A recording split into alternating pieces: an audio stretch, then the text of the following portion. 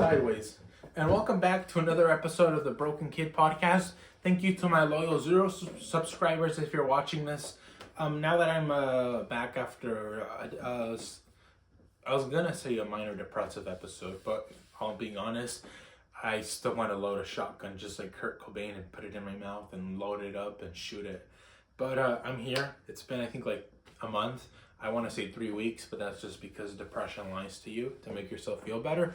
But we're back, and on this episode, we're going to be talking about things that exist that shouldn't exist, kind of like me, or my entire family tree.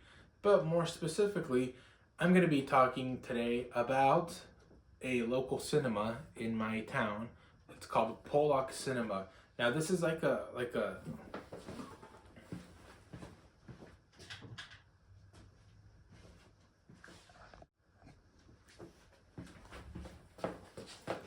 sorry, electricity went out. I don't know why it did. It's not like I live in California in the midst of all these fires. But anyhow, I'm talking about this local cinema. It's a theater. It's a local theater. It's called Tempe. It's Tempe Pollock Cinema. Now it's locally owned, meaning there's only one of. Just because something is locally owned doesn't mean there can be more.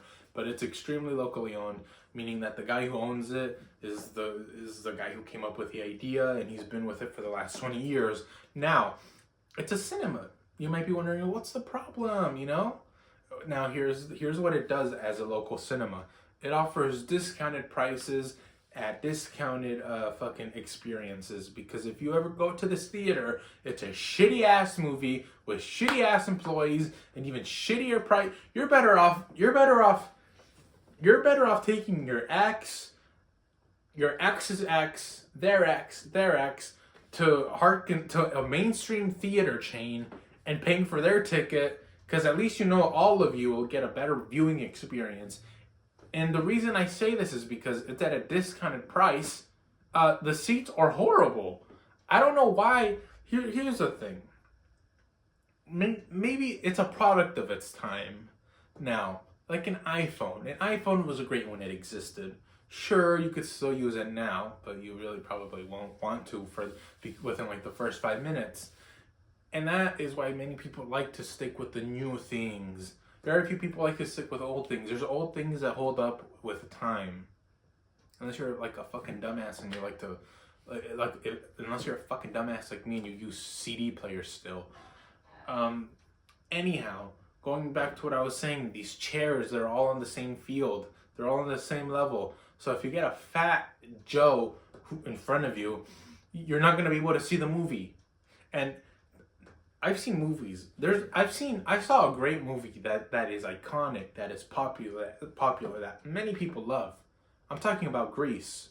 When you go watch it here, Grease is known to be colorful, exuberant, beautiful. It's one of those movies, it's like the cocaine of movies. Well, not here. You go watch it, and it strips movies of all its glory, of all its color. It looks like those projectors you had in elementary school in the early 2000s, where that would like show what the teacher was doing on the desk and project it onto onto the screen. It's like one of those. And I don't think this place should exist. I don't know why it exists. Most cities, they always try to have this like whole pillar of, we're here for the city and we care for you and we want to have these affordable things for the community that the community can enjoy. That doesn't mean you make a shitty theater or that you keep a shitty theater that was made 20 years, 30 years ago. It should have been gotten rid of 10 years ago, and what they should put there is a goddamn strip club. Anything is better than that. And everything is so old. Even the guy who owns it is old. I'm surprised he doesn't have himself there. When you walk in here, you will see it's cool for like somebody who loves movies. You get to see all these artifacts from movies. You get to see these statues. You get to see these posters. It's fun. But who the fuck knows who the hell... Most people don't know who Clint Eastwood is. Most people don't know who Marlon Brando is. Most people most certainly don't know who the fuck Robert De Niro is, because we're not in the fucking 80s.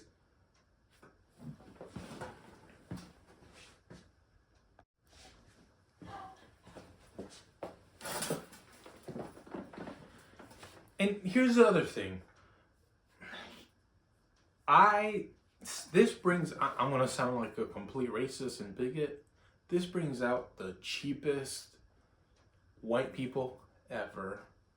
If you really enjoy going to cinema and you're a cinephile, meaning you enjoy movies to an extreme where you talk about them very critically and you like to break them down and you like to hear about what the director was thinking when they made this movie, if you go here, this is not the place for you, because people don't go here to watch movies. People don't go to this local theater to watch movies. And mind you, the tickets are $3.50. You buy them online, they do that bullshit thing where they do an online transaction, so it brings it to like $4.50. So really, it's not a discount. And then the prices are like horrible for the popcorn. It's like small, nasty popcorn. But going back to my last point,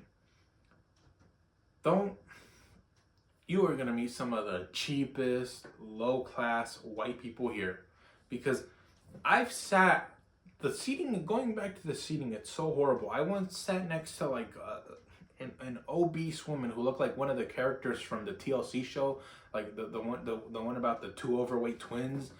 And oh my god, the seating is so horrible that I felt like I was getting molested, because her flaps, her overweight body was leaching over onto my side of my chair, my own chair that I paid $3.50. I shouldn't have to endure that. And it doesn't matter. There's no such thing as, this theater is so horrible that there is no such thing as middle seats. Seats where you get to watch the screen right in the middle. Because what it decides to do is, it decides to take a big chunk out of seats to make it a hallway so people can walk down.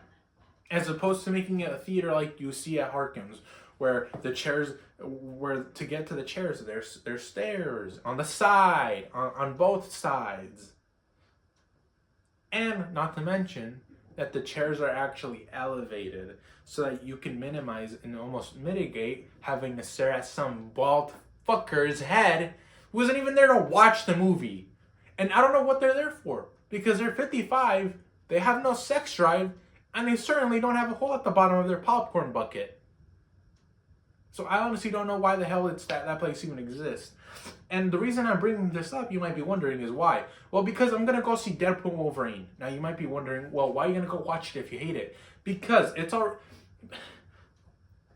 This is the theater model. It plays movies that were in theatrical release at mainstream movie theaters, and then about 2 weeks after they're done showing at theaters, the mainstream theaters, they acquire the rights to show the movie. And fucking shitty ass projector, shitty ass seats. You should be getting. They should be paying you to go. But that being said, it's been.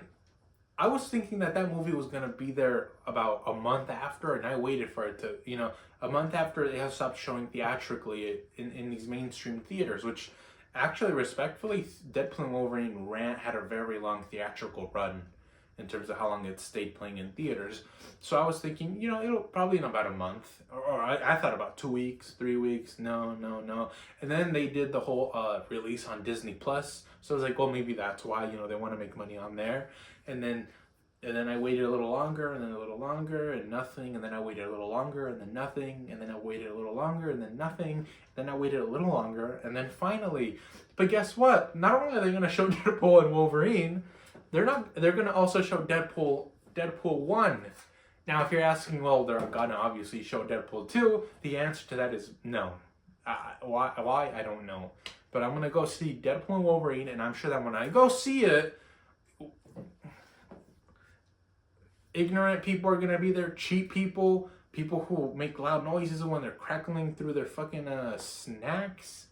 So, if there's a local theater like this in your place, hopefully it's not like this, and if it is, write a letter like I will right after this video and send it to the city that it resides in and tell it to fucking burn it down, because that's what it deserves. See ya.